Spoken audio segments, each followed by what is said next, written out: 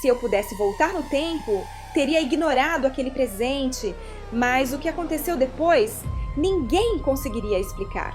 Meu nome é Laura. Essa história aconteceu há pouco mais de um ano, quando eu estava prestes a me casar com o homem da minha vida. Tudo estava saindo exatamente como nos meus sonhos, com a cerimônia marcada, a decoração pronta e os presentes de casamento chegando todos os dias. Era começo de outubro e a casa estava cheia de caixas embrulhadas com laços, cartões e fitas douradas. O cheiro de flores novas e o som do vento entrando pelas janelas davam aquela sensação de recomeço, de felicidade plena. Mas entre todas aquelas entregas, havia uma que me fez parar. Uma caixa sem remetente, sem cartão, sem bilhete, apenas um papel amarelado escrito à mão. Que os deuses abençoem essa união. Achei curioso. Talvez alguma brincadeira de convidado. Quando abri, encontrei uma pequena estátua feita de pedra escura, representando o que parecia ser uma figura antiga, com várias mãos e um rosto sem olhos. Era pesada e fria demais. No instante em que a toquei, senti um arrepio percorrer minha espinha, como se algo lá dentro tivesse acordado. Nos dias seguintes, coisas estranhas começaram a acontecer. A luz piscava toda vez que eu passava perto da estátua. O relógio da sala parava exatamente às 3h03 da manhã e à noite eu acordava com a sensação de estar sendo observada. Certa madrugada, ouvi passos no corredor. O som era lento, arrastado, mas quando olhei, não havia ninguém, apenas a estátua. Agora virada na minha direção, eu juro que no dia anterior ela estava voltada para a parede. Comecei a achar que estava ficando louca. Contei tudo para o meu noivo, André, e ele apenas riu. Disse que era estresse, ansiedade de noiva. Mas naquela mesma noite, enquanto ele dormia, ouvi uma voz, baixa, rouca, quase um sussurro vindo do fundo do quarto. Laura! O som parecia atravessar o ar como um vento pesado. Eu gelei, olhei para o criado mudo e lá estava ela. A estátua refletida no espelho parecendo sorrir. A partir desse dia, o sono nunca mais veio fácil. Toda vez que fechava os olhos, eu via o mesmo lugar. Um templo antigo, coberto de areia e ossos, no centro, a mesma estátua, cercada por pessoas ajoelhadas, chorando sangue. Eu acordava gritando e cada vez que voltava para olhar para a estátua, ela parecia mais próxima da cama.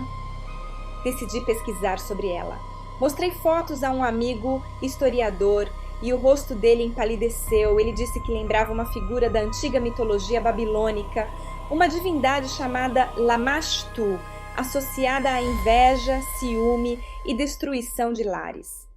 Segundo os textos antigos, Lamashtu amaldiçoava casamentos e perseguia mulheres noivas ou recém-casadas, alimentando-se do medo e da culpa. Rezei para que fosse coincidência, mas lá no fundo eu sabia que não era.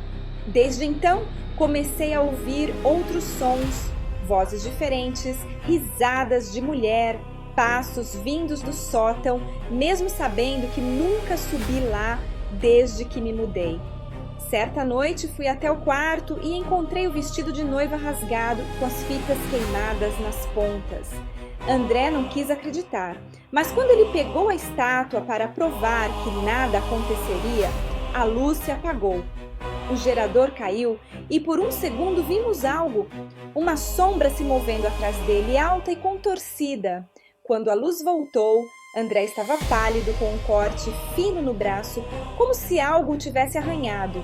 Dias depois, recebi uma ligação anônima. Uma voz feminina, fria, quase sem emoção, disse: "Você achou meu presente bonito, Laura?"